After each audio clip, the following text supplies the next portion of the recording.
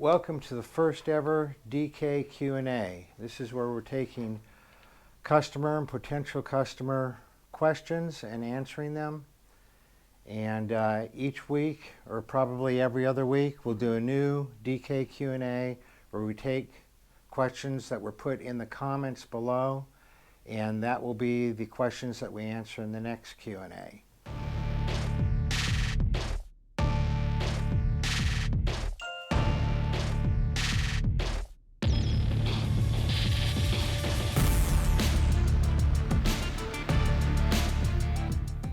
So we have in our first DK Q&A 5 questions, and the first one was asked by Scott R.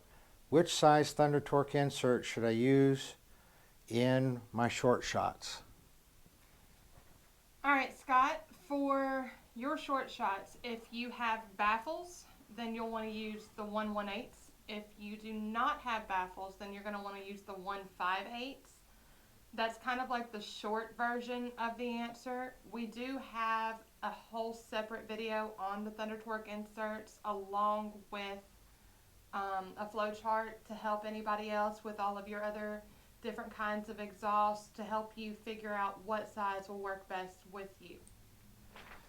The next question asked by Frankie, which external breather system will be best with my 2017 Heritage? All right, Frankie, with that, it's going to depend on what kind of air cleaner that you have. It's not like a bike by bike basis like most of our other products. It's depending on what air cleaner. So once again, we do have a whole separate flow chart. We have a whole nother video.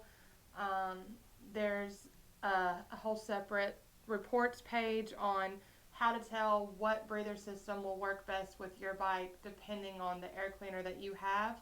But don't worry, because we have breather systems to fit virtually any air cleaner that's out there. All right, so Sienna asked, could you do a test of the Burley shocks? Well, Sienna, yes, we could do a test of the Burley shocks, but it takes 2 to 4 hours a minimum for each shock that we test because we do it in a very repeatable, scientific way. And we'll link the video below showing where we tested one set of shocks so you can see what all is involved in testing that and getting repeatable scientific data on how each different shock handles the bumps. But we've not tested the Burleys, and we don't intend to test the Burleys. The Burleys are not made for comfortable riding. They're made, to lower the bike and to look cool. And so they're not really a shock that we're going to test and see what the quality of ride is because it's just not very good. You can tell that just looking at how short it is, and then obviously if you've ridden with them, they just don't have very much travel. We do have a report that'll be linked below where we have tested dozens of different shocks and dozens of different front suspension components. We'll put that report down below. And we are constantly testing shocks, but the Burleys won't be one of the shocks that we're testing. All right. And Phil C. would like to know, how do you measure temperatures on your heat testing videos? On the heat testing videos, we usually measure the oil temperature, and that's done with a dipstick in the tank.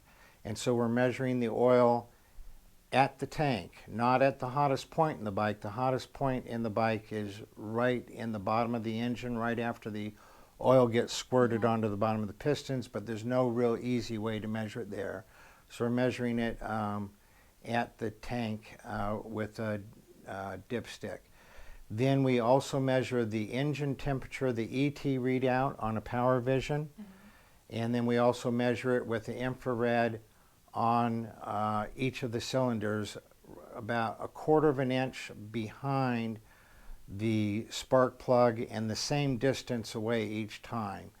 And so you can see in several of our heat testing videos that'll be linked below, you can see us taking the different temperature measurements in those videos. But that gives us a good It gives us an internal temperature of the metal, an external temperature of the metal, and then the temperature of the oil.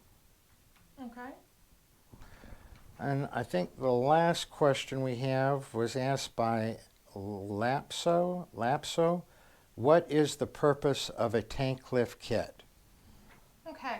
So with a tank lift, if you have a twin cam or an M8, a tank lift will redirect that airflow. Whenever you lift the front of the tank up, it pushes air both under the tank to where it cools off the heads, but it also reduces the amount of air that's coming up and hitting the rider like in the chest and face area and reduces buffeting.